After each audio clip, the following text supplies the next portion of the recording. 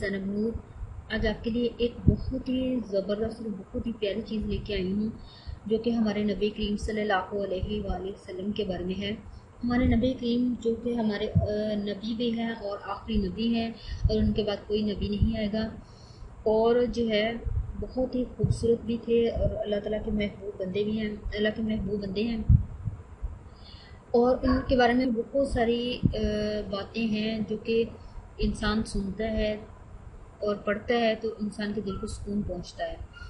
نبی کریم صلی اللہ علیہ وآلہ وسلم کی جدائی میں ایک کھجور کے تنے کا رونے کا بیان جو ہے وہ آج میں آپ کو بتاؤں گی کہ حضرت جابر بن عبداللہ رضی اللہ عنہ بیان کرتے ہیں کہ ایک انصاری عورت نے حضور نبی کریم صلی اللہ علیہ وآلہ وسلم کی خدمت میں عرض کیا، یا رسول اللہ، کیا میں آپ کے تشریف فرما ہونے کے لیے کوئی چیز نہ بنوا دوں، کیونکہ میرا غلام بڑئی ہے۔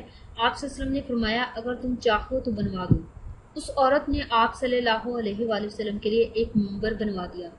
جمعے کا دن آیا تو حضور کریم صلی اللہ علیہ وآلہ وسلم اسی منبر پر تشریف فرما ہوئے جو کہ تیار کیا گیا تھا، لیکن حضور نبی کریم صلی اللہ علیہ وسلم کے منبر پر تشریف رکھنے کی وجہ سے کھجور کا وہ تنا جس سے ٹیک لگا کر آپ صلی اللہ علیہ وآلہ وسلم خطبہ ارشاد فرماتے تھے، جو ہے ہجر و فراق رسول اللہ صلی اللہ علیہ وسلم میں چلا کر رو پڑا، یہاں تک کہ پھٹنے کے قریب ہو گیا۔ یہ دیکھ کر نبی کریم صلی اللہ علیہ وسلم منبر مبارک سے نیچے تشریف لائے اور کھجور کے ستون کو گلے سے لگا لیا۔ ستون اس بچے کی طرح رونے لگا جسے تھپکی دے کر چپ کرایا جاتا ہے، یہاں تک کہ اسے سکون آ گیا۔ اور یہ ایک بہت ہی پیاری تھی کہ جانور حتیٰ کہ درخت بھی نبی کریم صلی اللہ علیہ وآلہ وسلم سے اس قدر محبت کیا کرتے تھے۔